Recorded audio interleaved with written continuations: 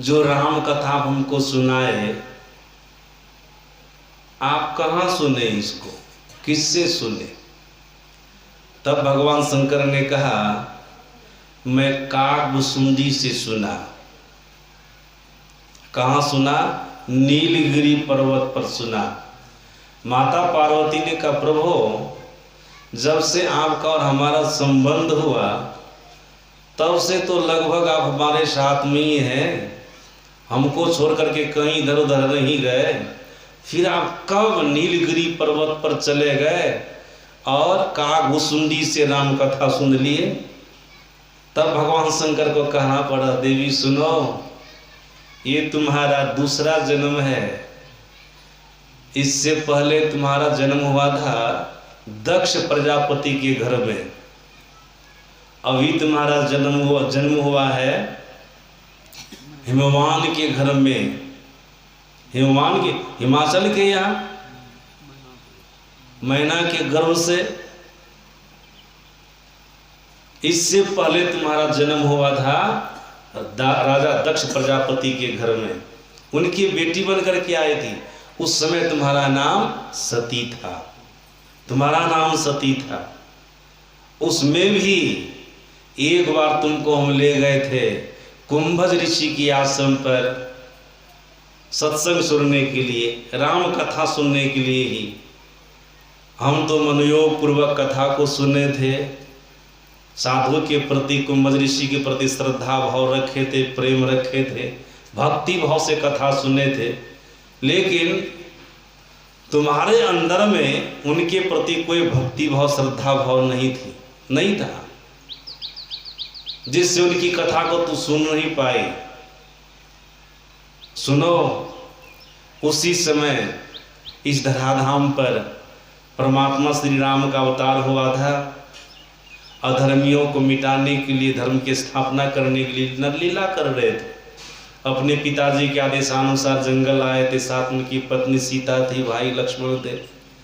उनकी पत्नी सीता को किसी असुर ने हर लिया था, उसी की खोज में थे। जैसे कुंभज ऋषि के आश्रम से सत्संग सुन कर के आए, राम कथा सुन के आए, तो उनको हम देखे तो हमको तो पता चल गया कि राम परमात्मा की अवतार हैं। लेकिन अभी विरही अवस्था में है, इनकी पत्नी को किसी असुर ने हरण कर लिया है। चलो नज़दीक जाकर के प्रणाम नहीं करेंगे, दूरे से प्रणाम कर लेते। दूरे से मैंने प्रणाम किया। तुमने पूछा क्यों किए प्रणाम? मैंने कहा वो जगदीश्वर है, भगवान है, मैं उनको प्रणाम किया हूँ। लेकिन तुमको विश्वास नहीं हुआ। मैंने बहुत समझाया, विश्वास नहीं हुआ। तब मैंने तुमको कहा जा करके परीक्षा ले लो, राम है कि नहीं है, परमात्मा की अवतार है कि नहीं है, परीक्षा ले लो। तो परीक्षा लेने गई। मैं एक वृक्ष के नीचे समाधि में बैठ गया, ध्यान में बैठ गया। अब परीक्षा किस तरह से ली? तो सीता का रूप बना करके। और जब तू आई, मैंने तुमसे पूछा परीक्षा ले ली? तो क्या कह दिया? कछु न परीक्षा लेने गुस्साई, कुछ भी परीक्षा नहीं लिया। सती होकर के झूठ, हमारी पत्नी अर्धांगिनी होकर के तो झूठ बोल गई। और झूठ हमको थोड़ा सा भी नहीं सुहाता है। हाँ, किसी का भी झूठ हो, झूठ हमको थोड़ा सा भी नहीं सुहाता है। तू झूठ बोल दी। जिस प्रभु श्री राम को मैं अपना पिता समझता था, सीता को अपनी माँ समझता था, तो उनका रूप धारण किया, सीता का रूप धारण किया, झूठ बोल गई। मैंने तुम्हारा परित्याग कर दिया। 87,000 वर्ष तक के लिए समाधि में बैठ गया। जब 87,000 वर्ष के बाद समाधि से उठा, ध्यान से उठा, तुम्हारे शरीर को देख करके हमको बहुत दुख हुआ। तुमको मैंने परित्याग कर दिया। 87,000 वर्ष तक जंगल पर भटकती रही। तुम्हारा शरीर बड़ा दुर्बल हो गया, कमजोर हो गया था, मुंह कान सब सूख गया था। दया आई तो मन में कुछ इनको हरि चर्चा सुना देना चाहिए, परमात्मा चर्चा सुना देना चाहिए। मैंने तुमको कहा बैठो आगे, कुछ कथा सुना देता हूँ, सत्संग वार्ता सुना देता हूँ। तू बैठ गई। उसी समय बहुत बड़ी घटना घट गई। क्या घट गई? आकाश मार्ग से ऋषि मुनि लोग विमान पर बैठ बैठ करके तुम्हारे पिता दक्ष प्रजापति यज्ञ किए थे, उसमें जा रहे थे, बड़ा गजा बाजा के साथ जा रहे थे। तुमने क्या कहा? प्रभु कथा तो बाद में सुनाइएगा, ये सब जो ऋषि मुनि लोग देवता लोग आकाश विमान पर बैठ करके जा रहे बाजा गजा के साथ, सो बता दीजिए कहाँ जा रहे हैं। तो मैंने कहा तुम्हारे पिताजी यज्ञ किया है दक्ष प्रजापति, उसमें सबको निमंत्रण दिया, सब वहीं पर जा रहे हैं, सब वहीं पर जा रहे हैं। तब कहा आपको क्यों नहीं निमंत्रण दिया, आप क्यों नहीं जा रहे हैं? कहा हमसे बैर रखता था इसलिए हमको निमंत्रण नहीं दिया, मैं नहीं जा रहा था। तुम्हारे मन में हुआ कि नहीं जब पिताजी जग कर रहे हैं तो हमको जाना चाहिए, तो हमको इच्छा प्रकट की हमको जाना चाहिए। तो मैंने तुमको समझाया मित्र के घर में और माता पिता के घर में तो बिना बुलाए भी जाना चाहिए, लेकिन जहाँ पर बैर भाव रखता हो, शत्रुता रखता हो, वहाँ पर नहीं जाना चाहिए। तुमको मैंने बहुत समझाया लेकिन तू समझी नहीं, मानी नहीं। अंततो कत्वा तुम्हारे जाने की व्यवस्था में कर दी और तू चली गई। मैं तो नहीं गया, तू चली गई। लेकिन जैसे वहां पर गई तो सबसे पहले तुम्हारे पिताजी तुम्हारा अपमान किया, पिताजी अपमान किया। जैसे तुमको आती हुई देखे न वो, वैसे सभा से उठ करके अपने राजमहल में चले गए, राजमहल में चले गए। उसके बाद तुम्हारी बहन सब बहुत अपमानजनक शब्द बोली। जब जगमंडप के अंदर तो घूमी तो देखी कि सभी देवताओं का भाग है लेकिन हमारे पति भोलेनाथ का भाग नहीं है। और अपमान से उतना अपमानित नहीं हुई थी, लेकिन मेरा भाग वहां पर लगा हुआ नहीं था, इससे ज्यादा तुमको अपमान महसूस हुआ। क्या कि तुम अपने शरीर का परित्याग हवन कुंड में गिरा करके कर दी, या योगाग्नि में, दोनों तरह की बातें हैं धर्म ग्रंथ में। योगाग्नि प्रकट कर अपने शरीर को जला दी। सुनो, जब हमको पता चला वीरभद्र को अपने जटा से प्रकट करके तुम्हारे पिताजी के जग को विध्वंस करने के लिए भेजा, बाद में मैं भी चला गया। और सुनो, तुम्हारा जला हुआ शरीर था, उसको मैंने हाथ में उठाया। इतना मोह, इतनी आसक्ति तुमसे थी, हमको इतनी आसक्ति थी, उस जले हुए शरीर को लेकर के जहां तहां भटक रहा था। भगवान विष्णु देखे ये जले हुए सती के शरीर को भी नहीं छोड़ेंगे, तो अपने सुदर्शन चक्र को चला करके एक एक अंग काट करके गिरा दिया, उसका जहां तहां गिरा दिया। फिर मैं जब होश में आया तो देखा कि हमारे हाथ में तू नहीं है। भगवान विष्णु प्रकट होकर के बोले इतना मोह आपको नहीं होना चाहिए, समझाए, फिर हम समझ गए। लेकिन तब भी तुम्हारा मोह हमको बहुत सताता था। उसी समय भटकते भटकते मैं जंगल गुफा में जहां तहां भटकते भटकते सुमेरु पर्वत से उत्तर दिशा में नीलगिरी पर्वत है, वहां पर चला गया। सुन रहे थे ना स्वामी चंद्रानंद जी महाराज, सुनाए थे थोड़ा समास में। गिरी सुमेरु उत्तर दिशि दूरी, नील शैलिक सुंदर भूरी, तासु कनक में शिखर सुहाए, चारु मोरे मन भाए। तीन पर एक एक बिटप विशाला, बटपी पर पाकरी रसाला, शैलो परिसर सुंदर सोहा, मणि सुपान देख मन मोहा। शीतल अमल मधुर जलज विपुल बहुरंग, कूजत कलरव हंसगन गुंजत मंजुल भृंग।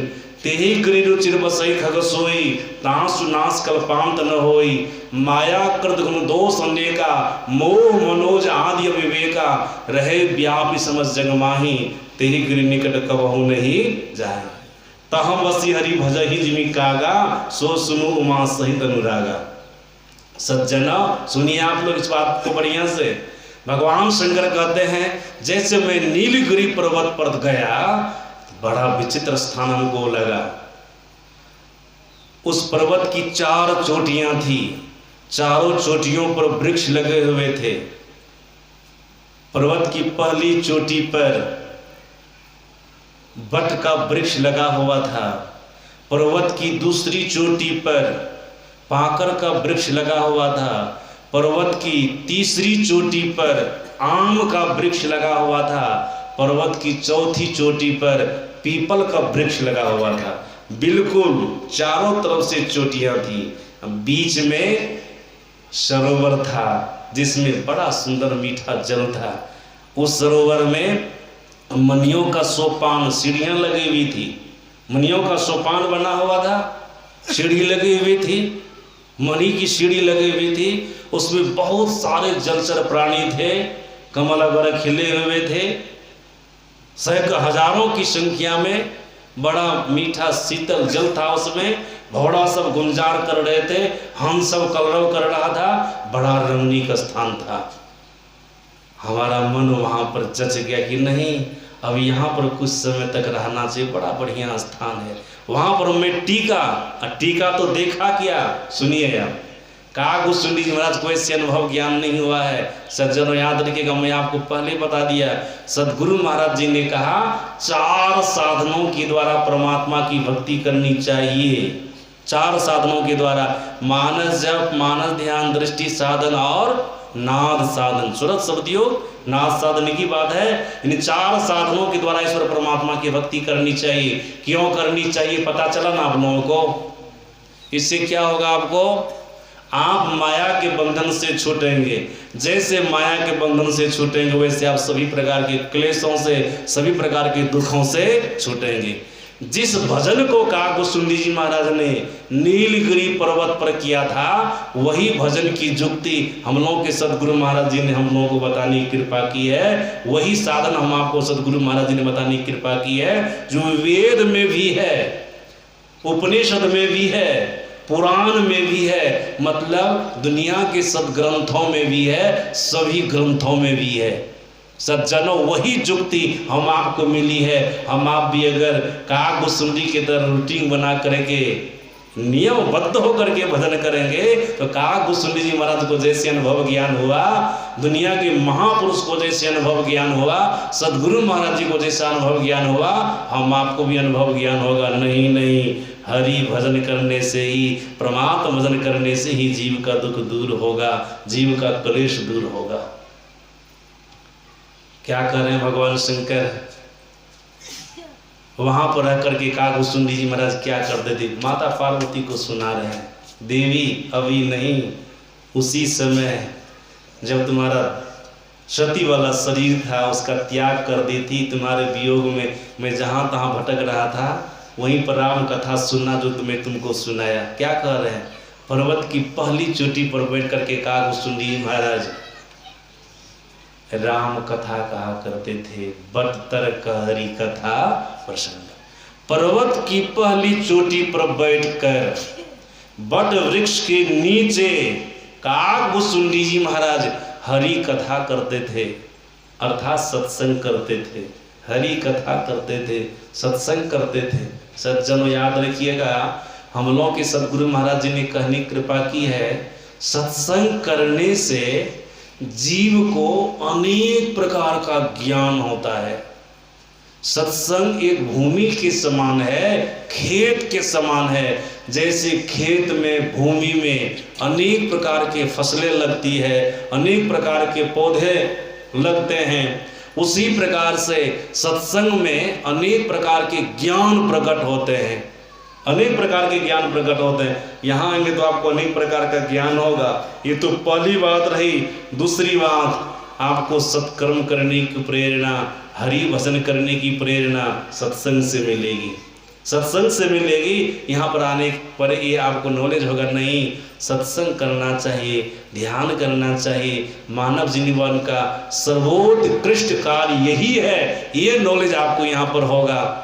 और हरि चर्चा सुनने से, महापुरुषों ने कहा, सत्संग में जाने से जीव को परमात्मा का परोक्ष ज्ञान होता है, सुनी सुनाई ज्ञान होता है। और महापुरुषों ने कहा, जिस व्यक्ति को सत्संग में जाकर के परमात्मा का परोक्ष ज्ञान हो जाता है, सुनी सुनाई ज्ञान हो, ईश्वर ऐसा होता है, परमात्मा ऐसे होते हैं, ये नॉलेज हो गया, तो समझ लीजिए वो शरीर का परित्याग करेगा तो दोबारा उनको मनुष्य का ही शरीर मिलेगा। वो मनुष्य शरीर से नीचे कभी नहीं गिरेंगे, मनुष्य शरीर से कभी नहीं गिरेंगे। जिनको परमात्मा का परोक्ष हो ज्ञान हो गया है, वो हानि में जाने से बच जाएंगे। ऋषि वाक्य है ना, इस जन्म में ब्रह्म को जान लिया तो ठीक है, नहीं जाना तो बहुत बड़ी भारी हानि। यही चेद वेदी सत्यमस्ति न चेदिहा वेदी न महति विनष्टे भूतेषु भूतेषु विचित्य धीरा प्रीत्यास्मान लोगात् मृता भवन्ति।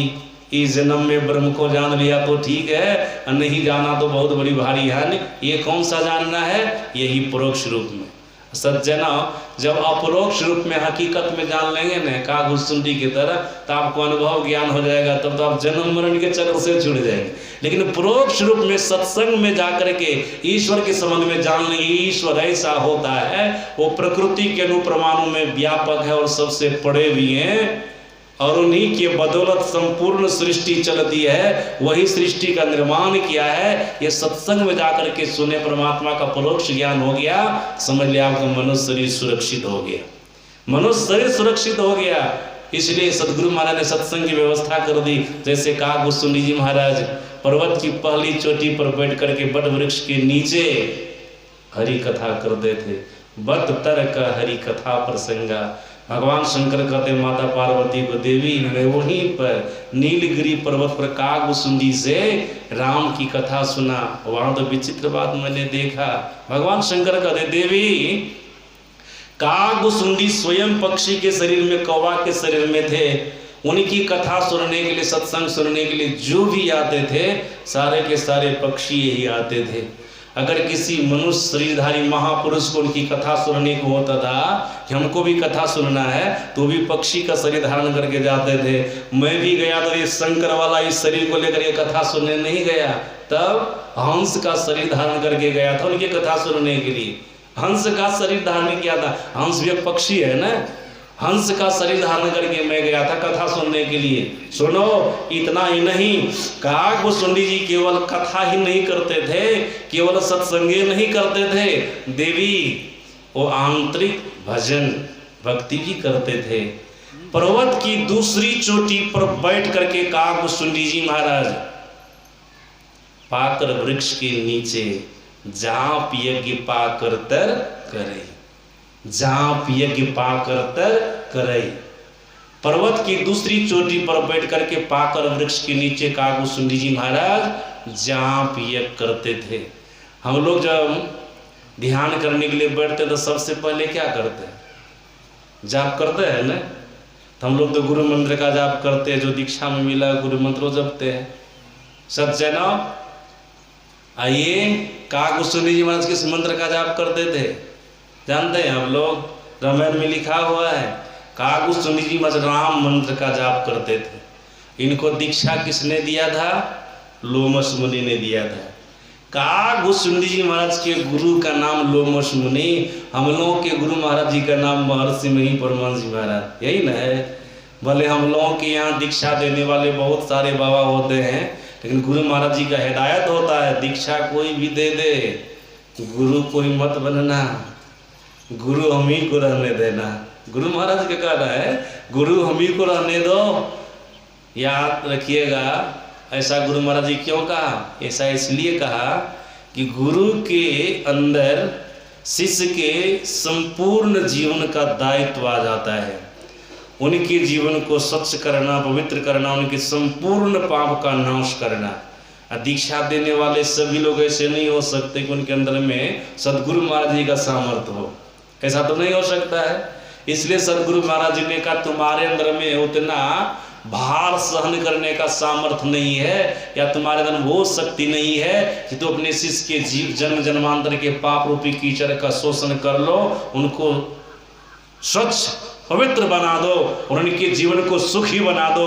तुम्हारे अंदर में उतना सामर्थ्य नहीं, शक्ति नहीं है। इसलिए ये भार तुम अपने ऊपर नहीं लो, हमारे ऊपर छोड़ दो। यहाँ सामर्थ्य है, यहाँ शक्ति है कि शिष्य के जन्म जन्मांतर के पाप रूपी कीचड़ का शोषण करने का सामर्थ्य है, वो शक्ति है। इसलिए हम ही को गुरु रहने दो, तुम लोग केवल दीक्षा दे दो। तो संत मत में केवल और बाबा जो दीक्षा देते दीक्षा गुरु कहला सकते हैं, लेकिन वो सदगुरु नहीं कहला सकते। सदगुरु तो महर्षि मही परमहंस जी महाराज जी हैं।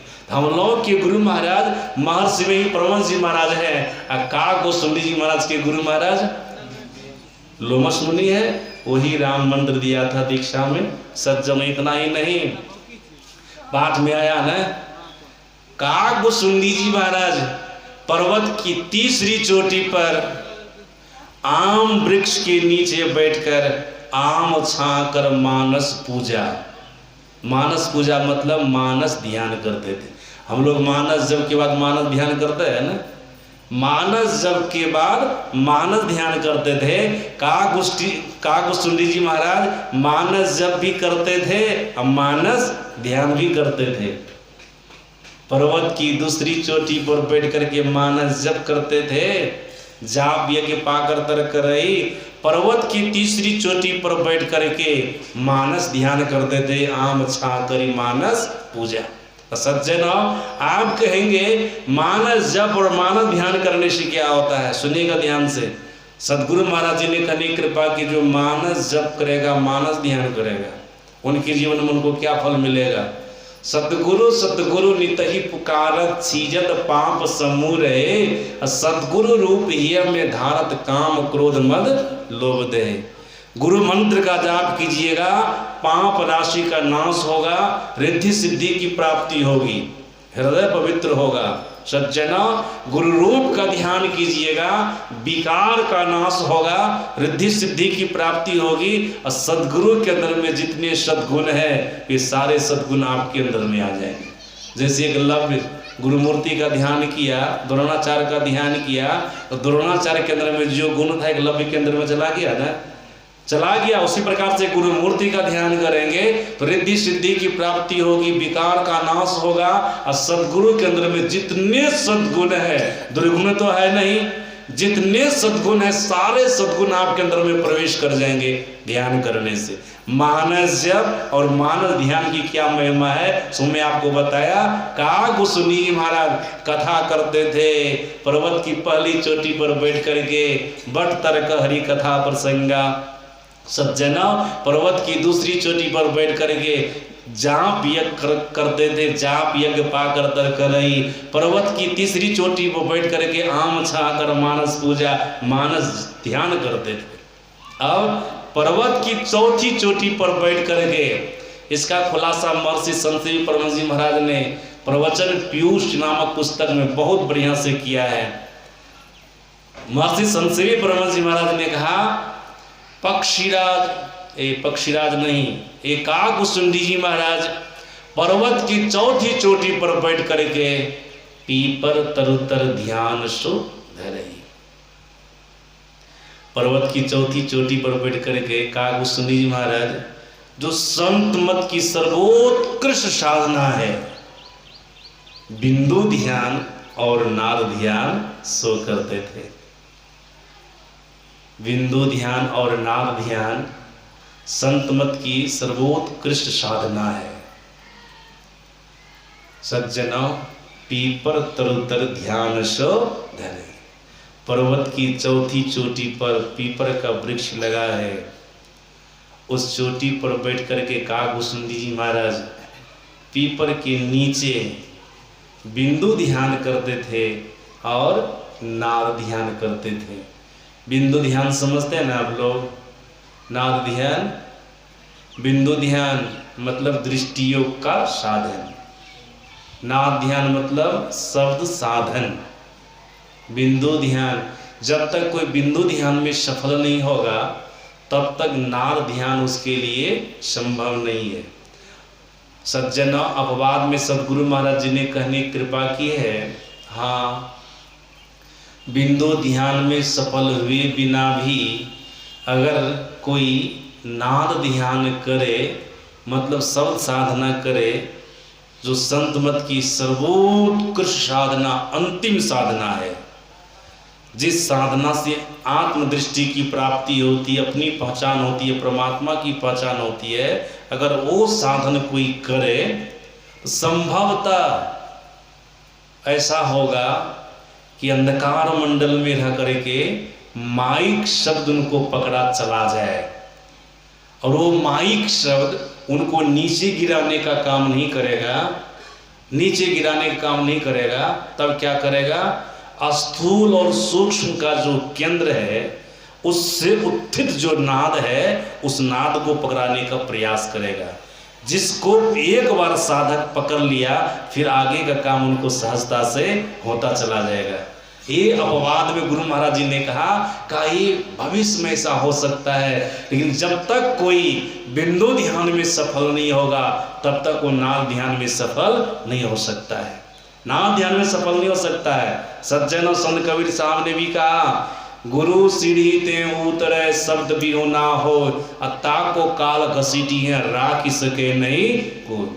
संत कबीर साहब कहते हैं जो गुरु की सीढ़ी से नीचे उतर जाता है वो आदमी शब्द से रहित होता है, और जो आदमी शब्द से रहित होगा ताको काल घसीटियां राख सके नहीं कोई। तो गुरु की सीढ़ी क्या है?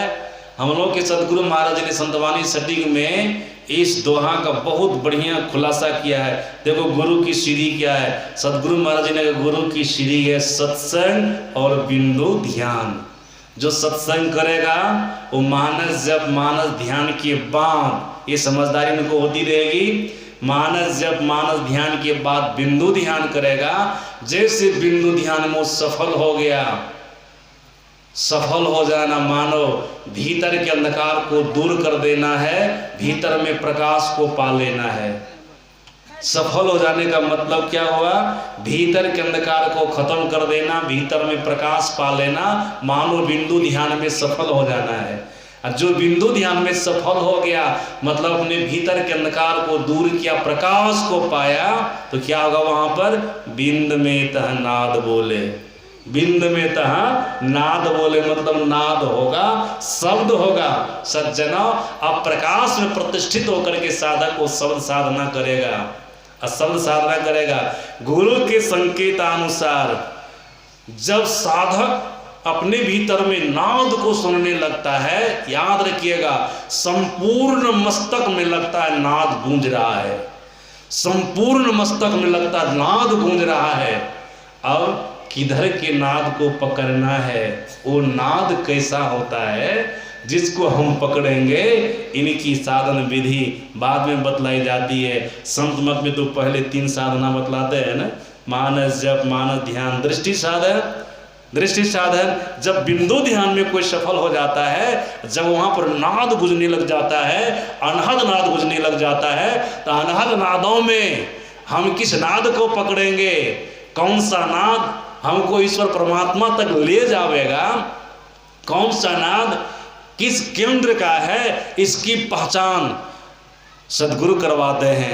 और जब उस नाद को कोई साधक पकड़ लेता है, उसी शब्द के द्वारा, उसी नाद के द्वारा वो ईश्वर परमात्मा तक पहुंच जाता है, ईश्वर परमात्मा तक पहुंच जाता है। सज्जनों, उसका अपना कल्याण, उसका अपना भला होता है। तो मैं आपको सुना रहा था, काग सुंदी जी महाराज बिंदु ध्यान भी करते थे, नाद ध्यान भी करते थे। कहाँ पर करते थे? पर्वत की चौथी चोटी पर बैठ करके, कृष वृक्ष के नीचे करते थे बैठ करके। पीपर तरुतर ध्यान सुधरई, पीपर वृक्ष के नीचे बैठ कर काग सुंदी जी महाराज पर्वत की चौथी चोटी पर बिंदु ध्यान और नाद ध्यान करते थे। हम आप भी बिंदु ध्यान और नाद ध्यान कर सकते हैं। बिंदु ध्यान तक की दीक्षा तो लोग ले लेते हैं, लेकिन नाद ध्यान की दीक्षा जल्दी नहीं ले पाते हैं। 3 साधन में सफल होंगे तब न चौथा साधन करेंगे। हाँ, कितने लोग ऐसे होते हैं जानकारी के लिए उस साधन के बारे में भी जान लेते हैं, लेकिन करते नहीं है, करते नहीं है। कल मैं एक आदमी को जीवन में पहली बार नादानुसंधान की दीक्षा दी है।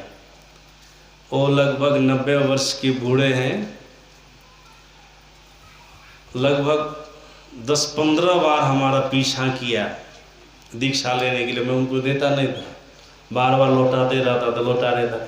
जल्दी ये दीक्षा देने का आदेश नहीं कि कोई आवे उनको दे दो, ऐसा नहीं। उनकी बहुत परीक्षा होती है, उनके बारे में बहुत कुछ जानना पड़ता, तब उनको दीक्षा दिया जाता है। तो वो अच्छे साधक थे। जैसे मैं नादानुसंधान की दीक्षा उनको दिया तो बढ़िया से बात समझ भी गया, और अपनी साधना की अनुभूति भी हमको बहुत बदला है। रात में हम कैसे कैसे ध्यान करते सो सब भी हमको बतला है। इससे हमारे दिल में बहुत प्रसन्नता। चलो जगह पर दे रहे हैं, बढ़िया आदमी को दे रहे, अच्छे साधक को दीक्षा दी है, अच्छे साधक को दीक्षा दी है। सज्जनों, संत मत की चौथी साधना सर्वोत्कृष्ट साधना है। इसको तो बहुत हिसाब से करना पड़ता है। जब तक कोई बिंदु ध्यान में सफल नहीं होंगे तब तक कोई साधन को सहज रूप से कर भी नहीं सकता है। तो काग वो सुंडी जी महाराज काग के शरीर में रह करके, कौवा के शरीर में रह करके साधन करते थे। जो साधन की विधि हम आपको सदगुरु महाराज से मिली है वो साधन करते थे। सज्जनों, इन्हीं चारों साधनों का अभ्यास करना, मानस जप, मानस ध्यान, दृष्टि साधन, नाद साधन करना, मानो परमात्मा की भक्ति करना है। परमात्मा की भक्ति करना है। जब इस भक्ति में आप सफल हो जाएंगे तब काग सुंडी जी महाराज की तरह, सदगुरु महाराज जी की तरह, दुनिया के सारे महापुरुषों के तरह हम आपको भी अनुभव ज्ञान हो जाएगा। ये ज्ञान होगा कि नहीं, एकमात्र हरि भजन से ही, परमात्मा भजन से ही जीव दुख से निवृत्त हो सकेगा, उनके जीवन से क्लेश जा सकेगा, उनके जीवन से कष्ट जा सकेगा, उनको अनुभव हो जाएगा। काग सुंडी जी महाराज कहते, जब तक कोई हरि भजन नहीं करेगा, परमात्मा भजन नहीं करेगा, तब तक उनके जीवन से क्लेश नहीं जाएगा। सज्जनों, आप लोग बढ़िया से समझ गए, हरि भजन करने से, परमात्मा भजन करने से जीव माया के बंधन से छूटता है। जैसे बंधन से छूटा, माया के बंधन से छूटा, वो जन्म मरण के चक्र से छूट जाता है, आवागमन के चक्र से निकल जाता है।